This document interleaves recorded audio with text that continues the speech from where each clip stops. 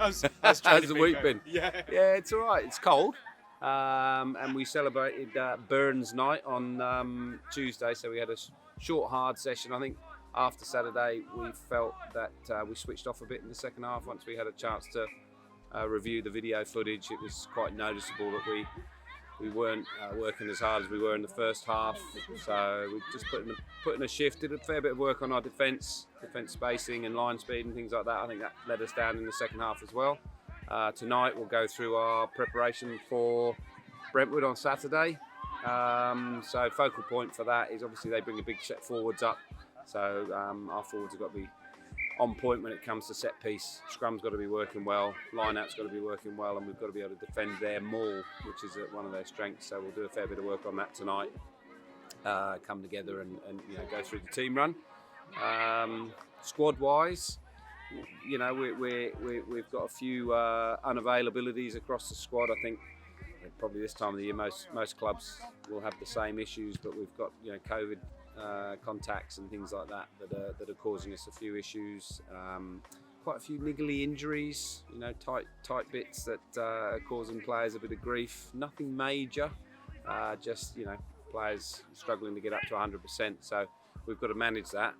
We're putting two, first 15 and the second 15 out this weekend. So it's kind of all hands on deck. But we are, mindful of a couple of players that are not 100%. So we need to manage that. But unfortunately, we only have 3 subs at first 15 level. So it's a real challenge with only 3 subs. So we will do our best, and hopefully we'll get through with a full squad.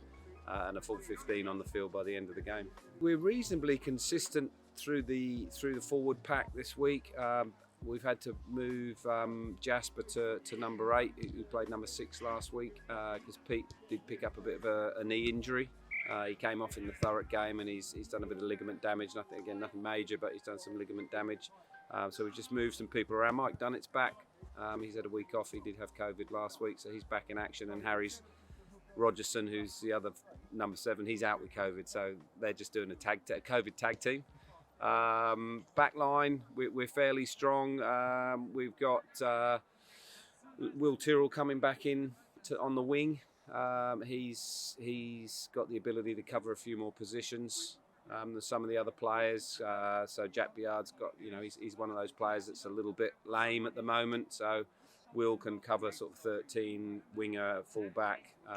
So that's why we brought him in on the wing. He's coming back from a little bit of an injury as well. So hopefully he's able to get through the whole game.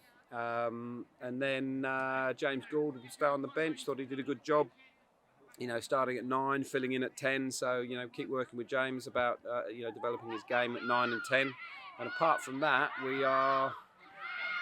we're pretty much, who have we got on the bench? Ollie Elmsley's making a comeback as well. So Ollie's had a few weeks out the first 15. So front row cover, hooker cover. He's not had much rugby this side of Christmas. So it'll be interesting to see how he goes. He can bring a bit of impact when he comes off the bench, which would be great. But so reasonably consistent team. Just a few guys not 100% fit.